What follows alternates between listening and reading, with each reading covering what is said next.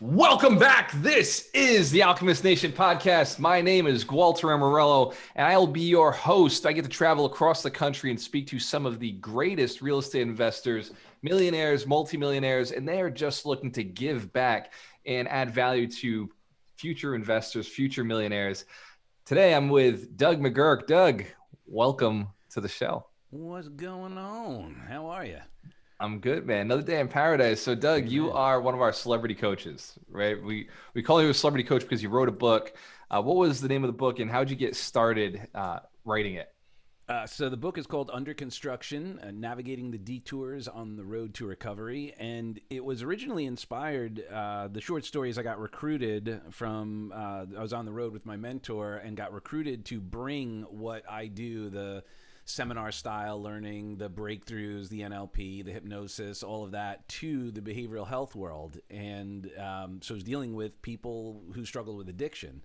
And what I found was when someone got themselves off drugs and alcohol, they still had some of the same challenges they had before, and they were the same that every other human being has. So what I noticed was the same things that stop someone from buying their first property or scaling, going to the next level, moving from one to many, going into syndication, whatever, writing your book, whatever it was still the same reason why people would use drugs or alcohol. It was fear, it was stress, it was not knowing what to do, where to start. And what I found was people get addicted to that story they tell as to why they can't make something happen, or they get addicted to the states that are preventing them. So they get addicted to the depression, to the fear, to the anxiety. And once I was able to really crack that nut with our clients, I was like, man, we got to get this information out there because really everyone's addicted to something. So really, we're all on some form of recovery, as it were, whether it's the addiction to anger, frustration, depression, or some form of substance or shopping, right? I mean, how many people do you know who you go, you know what, if they just shopped less or they didn't go on the internet as much or didn't watch as much TV, that they'd be able to dedicate that time to growing their business or improving their health or whatever their goals are. Yeah. So you can actually create addictions or replace bad addictions with positive addictions. And I know for a perfect Well, then example, yeah, go I ahead. would just change the language then. I would no longer call it an addiction because an addiction also kind of intimates that it's hurting you. So I replace that with ritual. A ritual. So you replace bad addictions with good rituals, Yes. and that empowers you. And it's interesting because when I first went through the divorce, and I was going through all these bad, like difficult times. I had a buddy of mine I would go to the gym with, and I was sticking to this routine. And I started going to the gym 2 times. I found another partner to go to the gym with, one earlier in the day and one later on in the day. And I would sit there and we were doing bench press one day, and he was asking me, he's like, "Hey, so what have you been up to? Divorce is messing you up. So, what have you been up to?" And I was like, "Oh, dude, I've been hitting the gym 2, 3 times a day." And he was like, "What do you mean?" I was like, "Yeah, like consistently hitting the gym 2, 3 times a day. I really focused on my diet. I've been hitting this. And he was like, "Man, like you have such an addictive personality. It's so good. Like you're so lucky that you've chosen good habits." Right. Right, because that personality could go in a bad direction. Mm-hmm. And now it's the same thing with this, Yep. consistently evaluate deals, consistently coach, consistently do a podcast, create those rituals so that there's no way you get out of it, and you surround yourself with a ton of it, and you really start to enjoy that impact. Before we dive into the impact of speaking, because that is really what you do, you teach people how to talk better, right? You teach people how to To be influence more other people gooder. more Yes. gooder. Yeah. Before we dive into it, you're a real estate investor. That's where your net worth is held. How did you get into real estate investing? So it like I'm sure most people who grow up seeing people of affluence, you do some due diligence and you find out that almost all of them have some real estate holdings. That's one of their main areas of wealth. And growing up, my dad actually was a banker. and he loaned money to big projects. So he would loan money to like Jack Nicklaus was one of his clients, and it wasn't him loaning the money. He worked for Citibank at the time, but those were the kinds of projects that he was doing: golf courses, condominium projects, that kind of thing. So I was always exposed to it, and there was something that was like attractive about it, yet intimidating. Because I didn't understand it. My dad didn't know how to explain really what he was doing. And as a matter of fact, I don't know if you've ever experienced this or anyone listening, created negative associations to wealth, to abundance, to money, to real estate investing, and so forth. And that was the experience I had. While my dad worked in that environment, we weren't super well off, but we lived in a nice town. So we were the poor kids in a rich town. And it definitely created some interesting dynamics about like what real estate was, what investing was, what money was, and what it meant.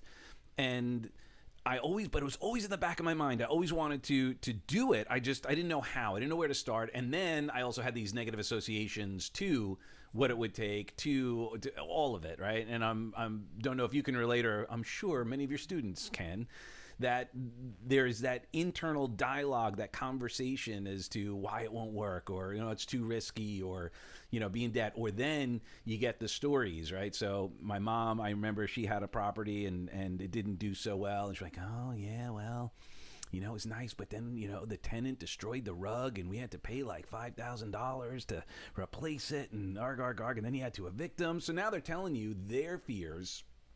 So now you're picking that up, or I was. Excuse me. So then I got into music and, had a great career in the music industry and so forth. And to make a long story short, I would use those as excuses why not to do it. I'm too busy. I don't know. I've got all this other stuff going on. And there was always an excuse not to do it. Then I went on the road with Tony, and I'm living in a different area. Instead of seeing it as an opportunity that I could have investment properties all over the country, it was like, I don't have enough time. I'm not here long enough. Arg. So then one day, I just got to a point. I was like, you know what? I have to just decide. I teach this in every other area of my life, but here I am, the one area that like I'm at that point where like I just got to do it. Now at this point, I'm married. So now we have another person with belief systems to experience. So I make the decision. I'm like, that's it. I'm doing it. And I talked to, I know you've spoken to David Dweck on there. He's a great friend and mentor of mine. And I was like, all right, Dave, let's do it. And he's like, okay, you ready? I'm like, let's do it. And he's like, okay, let me look. Let me see what I got. And, like a week later. And here's what's interesting. Once you make that decision, opportunity just shows up. It's just like, I don't know, just all of a sudden. So he's like, so I've got one. I think this is good. Let's go check it out. So we go check it out, and I come home and I go to Heidi. I'm like, okay, so, remember we talked about investing and all that. So ready to do it. Here we go. And then she's like, another mortgage? Wow. I mean, go into more debt? And I'm like, well, yeah, but no, it's good debt. Like, like I understood all this, and I'd invested in other things, but this was the first time it was like a hard asset like real estate. And I'm like, no, but honey, like there's going to be rent and all this. And she, was nervous. But this is where that certainty and that confidence and that belief in yourself and that decision, right, to decide is to cut off, right? It comes from the Greek word, forget what the root of it, but it's to cut off. So to cut off all other options. So with that certainty and confidence, like, no, honey, this is going to work. You got to trust me. And we did it, that first property, and it worked out. It worked out great. And then, the next one, and then the next one. And then now Heidi's like, let's go do more of those. Like, let's, more of that, because that is, it is a great, obviously, strategy and resource to build wealth. It's a great long-term wealth strategy. And once you scale it enough, it also can become your income. So I like that you came into it with a very similar approach as most people, except you were exposed to it early on, but you actually had this negative connotation that was implanted in there early as a angsty teen, saying, this real estate never gave me anything. All it did was create a lot of work and all this stress, but I never saw any real return from it. because you obviously didn't understand the value of the location of growing up in that space, or the school system that you were in, whatever value there was to what your dad did invest in for you guys Oh wasn't yeah, no, I valuable look to you. back and I wish I listened to more of what my dad had done his best to share. But I was, I was I grew up and I was the dirtbag, the metalhead, the stoner. The town we grew up in was very preppy and very Izod and all of that. And my dad liked all that, but I didn't. So like I was wearing the leather jacket, the long hair, and it did not gel very well. So he built a life for himself that he thought would be best for you, Mm. and you were the rebel. You just came out of this, a I wanted rocker. to rock. I wanted to. I mean, that was the thing. I wanted to do music, and I did. And by the way, I did that without his help. Like I could have gone Absolutely. to school. I could have. He would have paid for any college I wanted to go to. I went to one day of college and I stopped going. And I was like, this is not what I want to do. I need to rock. And so I pursued my career in the music industry, very similar to what everyone who starts in real estate is. They kind of intern. They learn as they go. And maybe they pay for some education, which is the best thing to do, right? Speed up the process. And you still got to do the work. Absolutely. There's no substitute for it. So you mentioned rocking, and in the industry, what is it that you did? Were you behind stage? Were you on stage? Both. Uh, both. Well, Yeah, so I started out as an artist. I got a gig to learn how to make better records at a studio, worked my way up from intern to staff producer, and we won Grammys with Celine Dion and J Lo, and the Chicago soundtrack, the movie. Made records with tons of big artists. We did the Rosie O'Donnell Christmas record, Mariah Carey, Diana Ross. I mean, the list goes on, and I was the rock guy, so I had a deal with A&M for my band. The record never came out because it was during the whole we were more rock, and this is when grunge came out. Peak of my career is when Napster came out, by the way. Then I joined a band that I produced. Went on the road with them for a while, and then we were on A&M. Then went to Sony, and then everything just started to Napster. Just everything changed, and the that's when the industry the industry changed. yeah. The money Back was then, diverted. yeah, and back then we didn't have the term disruptor. Napster wasn't disrupting the industry. Napster was, what the F is going on? People don't buy And records anymore. What do you mean? yeah, and then the way we made records, Pro Tools, like all this digital technology, all the stuff that we're using right now, was just in its infancy. So it changed how everything was done. So I had to reinvent myself. I had to start over. Because I didn't have a college education. I didn't. When I got the gig with Tony, I called up my friend who worked there. And he's like, "Oh, well, send me your resume." And I'm like, "I don't have one. I have a discography." I'm like, I don't know what to tell you. And he's like, "Well, you're gonna have to put something together." And I did. And long story short, I obviously ended up getting the gig with Tony and Tony Robbins, and went on the road with him for several years. So I transferred from making incredible music to really to help people make incredible music of their lives, and that was the transition. Helping people rock their own lives. So Tony Robbins, like obviously your friend introduced you. How did you stay with Tony for so long, right? Tony Robbins is not a small name. Like this is a big Yeah. household name where everybody, even if they're not into self-development, they know who Tony Robbins is. Yeah, most people do. He's an icon, that's for sure.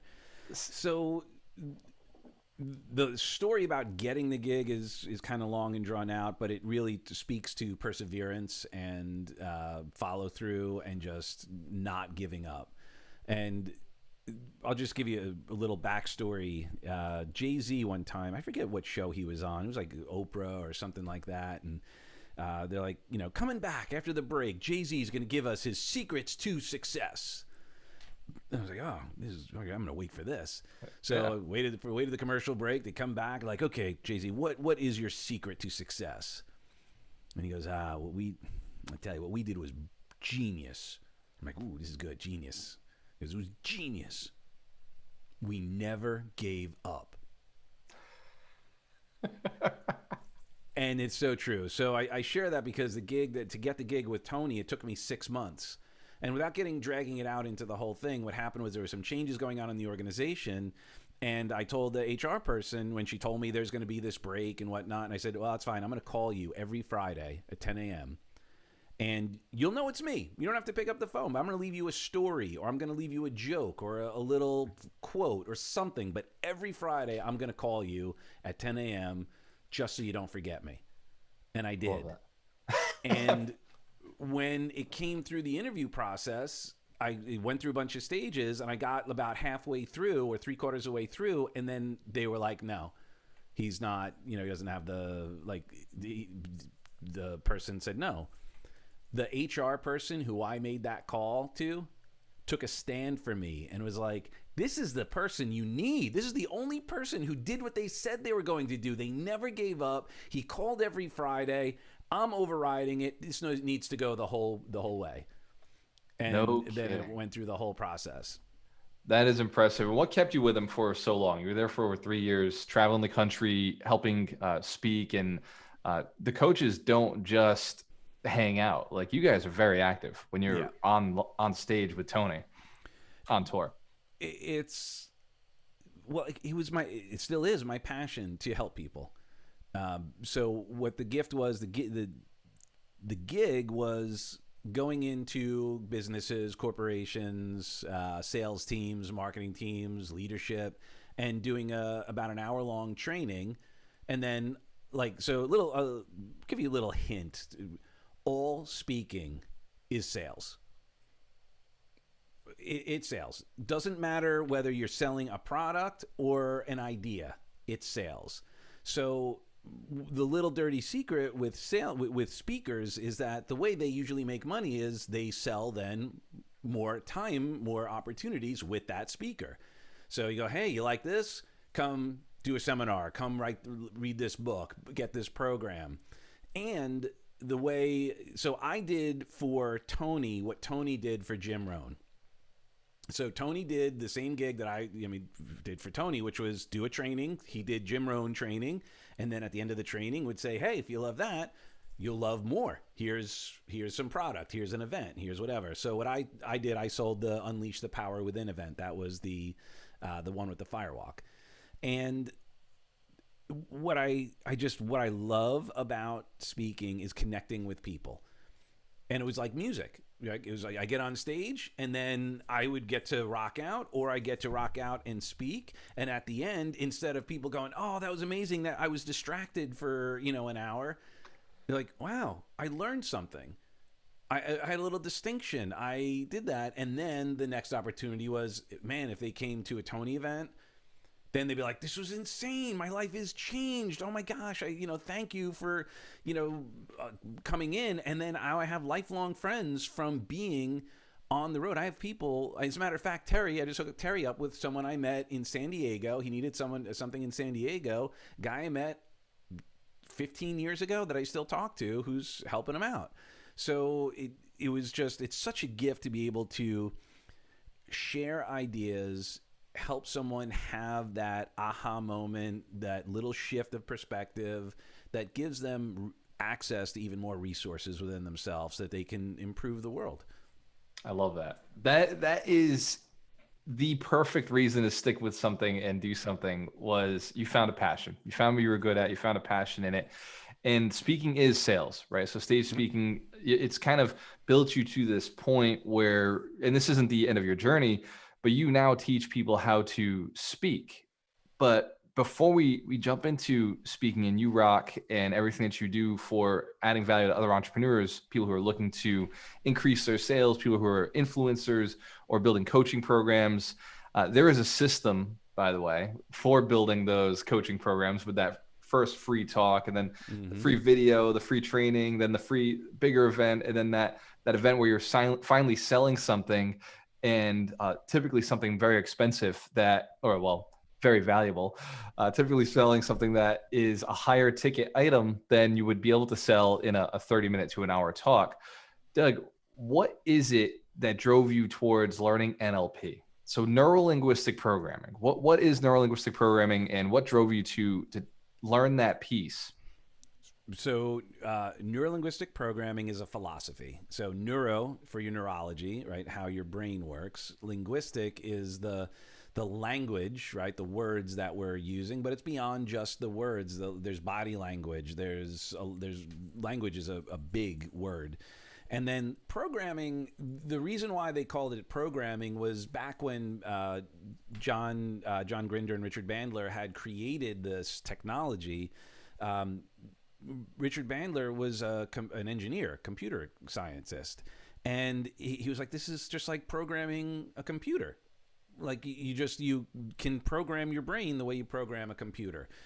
And Tony made a distinction, and I agree with it, but I still honor the NL. I still call it neurolinguistic programming because I just honor the founders. Tony actually calls it neuroassociative conditioning, and mostly because he was sued by Bandler for calling it NLP, because at the time Bandler had owned that technology, and Tony got famous by teaching NLP. Like his first trainings were certifying people in NLP. But I got into it because of Tony. So I came home one night. I was about 17 years old, and just a wreck, trashed, and I was like, living at home, and I'm like, "Mom, give me your credit card." And she was like, "Oh, for what, honey?" And I'm like, "Tony Robbins, personal power, 30 days of personal power. I want that. I need that." And my mom's like, "Oh, we have that, honey." And we do? I was like, "Yeah, it's still it's downstairs in the den, sealed, like cassettes," dating myself, never opened. And Tony was who exposed me to NLP. And I started applying it because I used what Tony taught to get into the music industry and to be successful. And I just applied his 30 days to personal power. I applied what was in there, and I got the results. And then I started learning more about NLP from Tony, and then I started having challenges in my relationship. I was married, and things were not working out. And again, I took responsibility. I'm like, okay.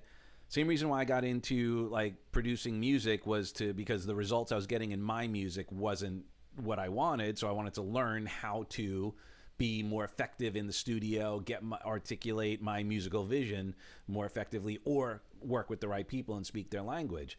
Well, here I am in this relationship that was having these challenges, and I'm like, I got to take responsibility here. I got to learn how to communicate more effectively because I can't change her, but I can only change me, and I need to learn how to be a more effective communicator. It didn't save the marriage, but it did give me some incredible distinctions about myself, how I communicate with myself, how I communicate with others. I used it in my music career, helping artists how to get the best out of them, how to ask the right questions, how to create the right focus, how to create the right space for that creativity, for that authenticity, for that ability for someone to dig in and be their absolute best, especially when it's in a vulnerable situation. Right? So I don't see a big difference between someone exposing their soul artistically to someone getting vulnerable and going, I'm going to take this action. I'm going to start this business and be able to say to someone and get like, I don't know what to do. I'm scared. And, to allow that space, because we can't help someone to the next level if they're not honest as to where they are. Right. So again, it's all the same thing. So NLP just became a real passion of mine in hypnotism, because I really understood how the system, how the structure of thinking comes into play, and how to utilize the very resources and gifts we've been given by our Creator. And I will say this in my trainings, like it's in the good book. Whether you believe in it or not doesn't matter. It's in there. Seek, and ye shall find. Ask and ye shall receive. These are basic tenets of NLP, right? Yep. You just when you look for and the it, door will be opened. Yeah, and there's so many examples of this. So I just found it to be such an elegant and graceful way to not only help others, but help them help others, because it's really a pretty simple philosophy that can get very complex, right? Simple is not necessarily easy, but the simplicity and the grace and elegance of the philosophy is so powerful, and I use it every day. I use it I use it with our daughter. I use it, and I'll give you a great example. This was a while ago. Our daughter, she was probably 5 at the time. She was using her iPad a lot. So we was like, I got to take it away. Got to limit your screen time. And she had a fit. She had a cow. And then so she calms down, and about 10 minutes later she comes back and she goes, "Hey, Daddy, I'm sorry that I got so upset." This is a 5-year-old now, by the way. I'm sorry, I know I got mad and all that, but I feel better now. I'm like, oh, okay. Do you want to know what I did? And I'm like, yeah, what did you do? She goes, well, I know I didn't have my iPad, but I just pretended I had my iPad. And I sat down and I pretended to watch it, and I sang all the songs that I wanted to sing and all that. So I didn't mind not having the iPad because I pretended I had it. Wow.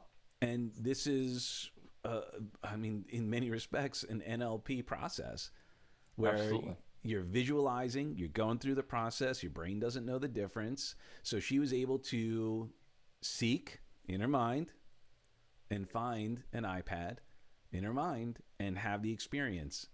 And this is what we teach when we're on our calls and we're all this. We're really helping people visualize going through the process so that they could actually have ownership of it being possible to take the actions to get the results that they're committed to. And so that's the positive side of NLP, and that's the truth to NLP. That's like, okay, so that's the truth to NLP.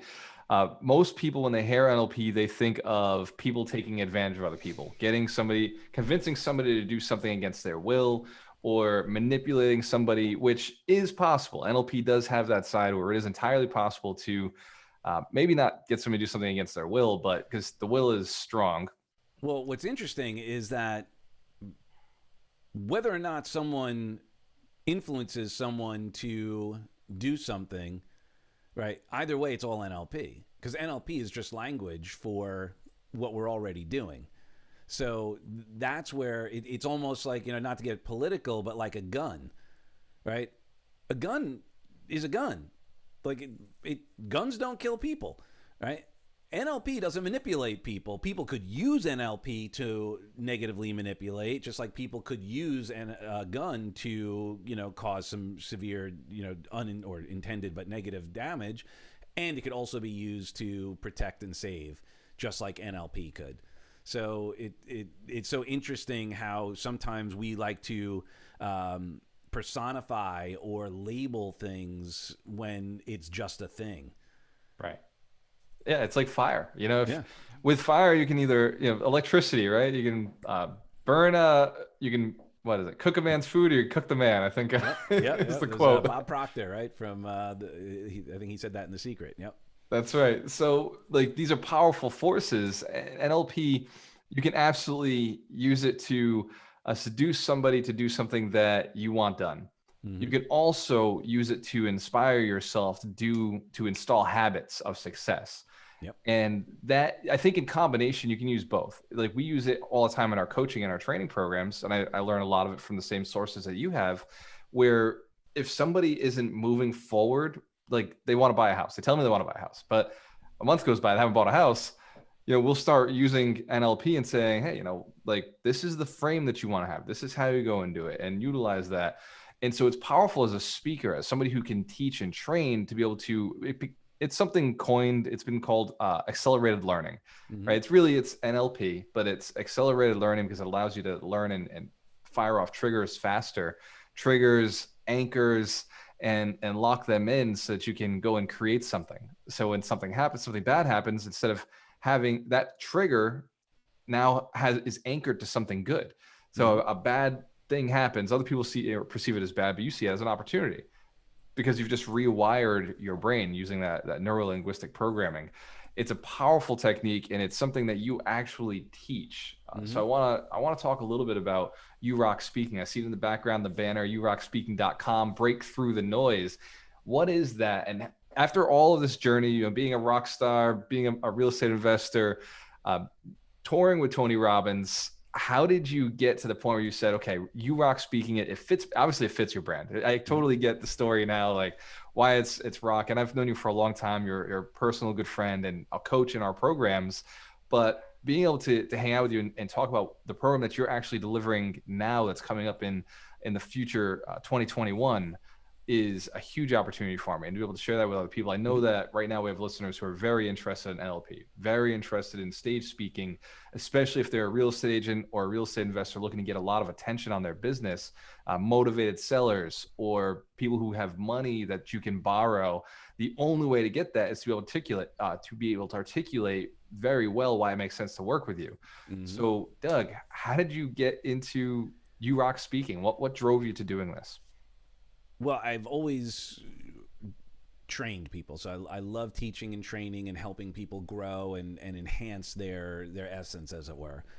What I found, as well as I have my Freedom Hack program, so I work with entrepreneurs in creating the certainty and the confidence to be able to take the massive action and get results and so forth. And what would happen is I'd be out in, the networking and so forth, and this was kind of the beginning of it. And real estate particularly, I don't mean to pick on real estate agents for this, but it's one that happens quite a bit. So I'll be at a networking event, and they'll say, like, oh, what do you do? And they're like, oh, I'm a real estate agent. I'm like, oh, okay, all right. What's your area of expertise? What's your sweet spot? If you need a house, I'll find it for you. You want me to sell your house? I'll sell it. And I said, okay, but do you do luxury? And like, oh yeah, no, I'll do luxury. I said, no, but is that your sweet spot? Do you, right? Because my luxury people who are going to be in the multi-millions aren't going to want someone who is also selling a $250,000 house. They want someone who they just play in that field. And the first-time home buyer isn't necessarily going to want someone who all they do is work in the multi-million.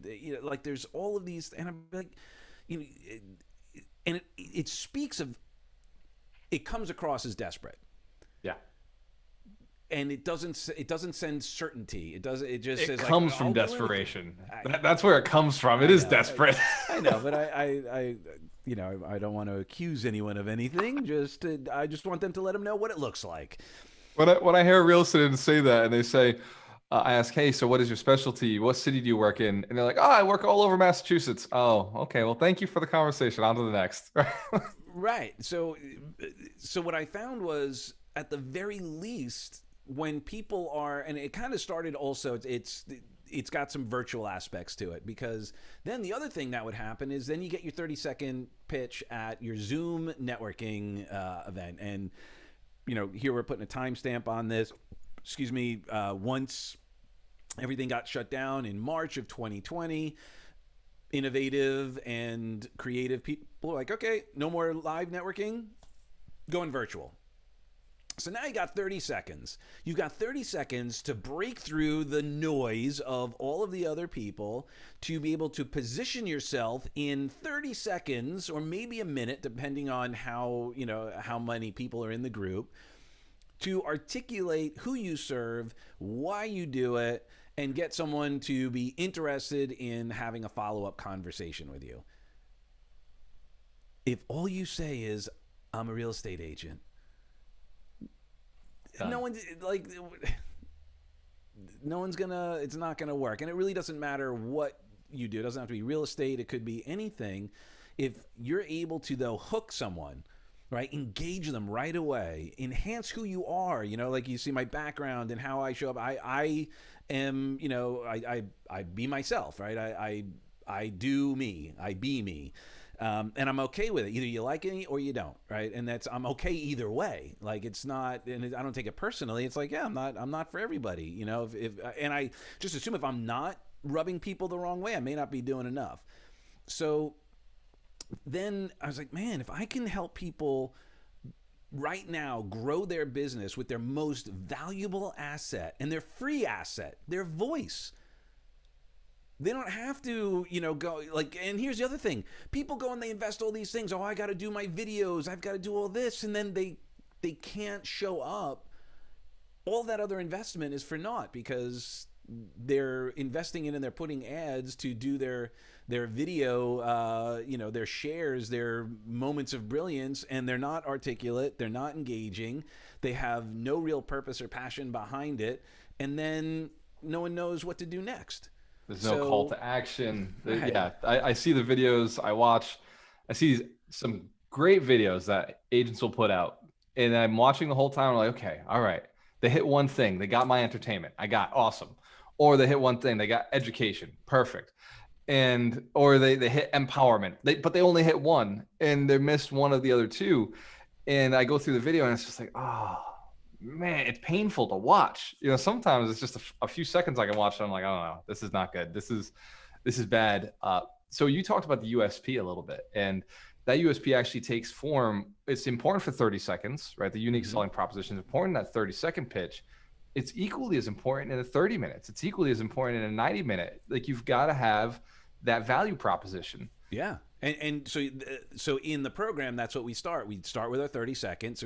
First we actually dive deeper into who your avatar is, who you serving, get some clarity on that, what problems do you solve, and so forth, so we could create your USP, your 2 minute, right? Because what happens if someone's like, look, I know I originally we were going to have 30 minutes together, but really, can you give me the high level? What can you do for me? And you got 5 minutes.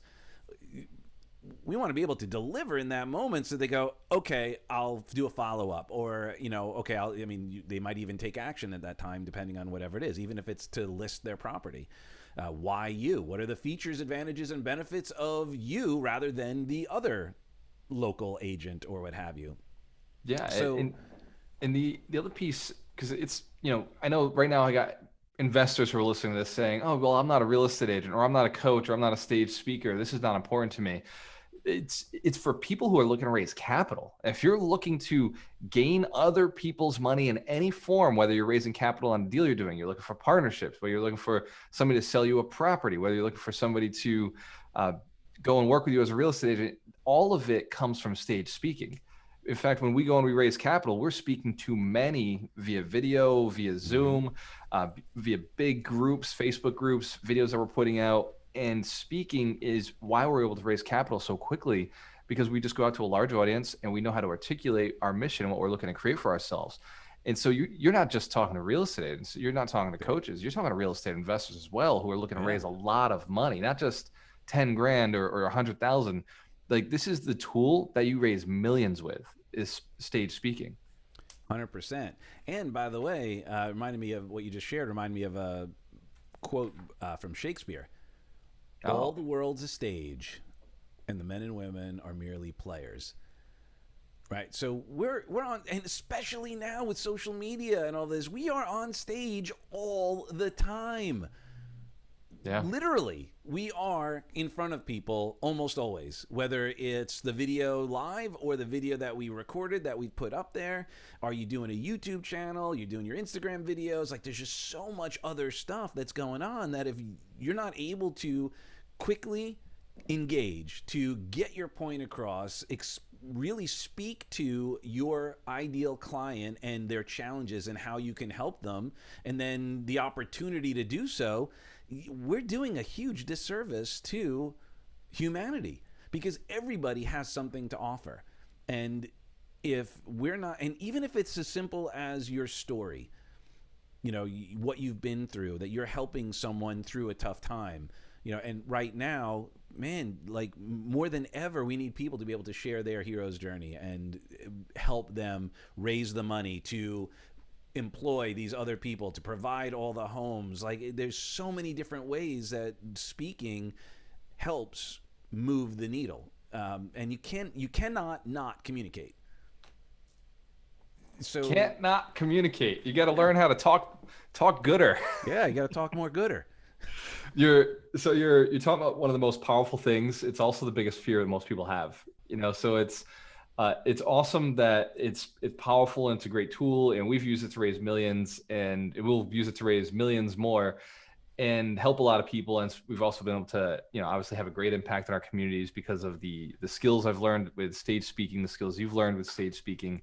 And we talk about the stage, life is a stage, teaching your children to go to bed on time, convincing them to do the things you want them to do, to read that book, or Put that money aside. And your spouse, making sure that your spouse is on board with you real estate investing. In fact, I was doing a training once, Doug, and I asked all the different things people wanted. It was evaluate the deal, get the money, find the deal, and go through this list. And at one point I was like, we haven't even talked about relationships. Would it be nice to be able to hypnotize your spouse to say yes to buying real estate with you? And that was, of course, everybody in the room had the issue of getting their spouse on board with them. It's and we don't think about it until it's sometimes too late. Now we're like, oh no, now it's going to turn into an argument instead of powerfully engaging in the conversation and being able to again articulate the pros and cons, the passion behind it, the understanding your partner and what their fears really are, what's behind the fear. And then again, going into the behavioral styles, personality types, like, okay, understanding how to deliver that, and all that. I mean, utilizing the behavioral styles or the personality styles is NLP by understanding, meeting them where they're at, and delivering it in a way that they're going to resonate with, that they're going to get. They're going to go, okay, yes, I'm on board. And that's just one area. And in my speaker training, I go through the DISC as, how to use DISC speaking. I do 6 human needs as well, how to hit all those. And then the other NLP stuff, everything from anchoring to the different modalities and how to incorporate all of that so that we're communicating to everybody so that they see, hear, and feel themselves in that environment in a way that they can get on board. Using VAX, visual, auditory, kinesthetic. Mm-hmm. Very cool. Yeah, you've got a ton of knowledge, Doug, and it's just one of those things that I don't think. I know that I don't hear you promote yourself enough in our community. On Saturdays when we're doing the 52 Weeks to Wealth, it's probably my fault that I'm not giving you the right opportunity, but man, I think that our community will benefit greatly from knowing more about NLP, from knowing more about neuro-linguistic programming, how to use it ethically, how to use it morally, mm-hmm. legally, so that you can actually move yourself and your sellers and your investors forward and add value to everybody.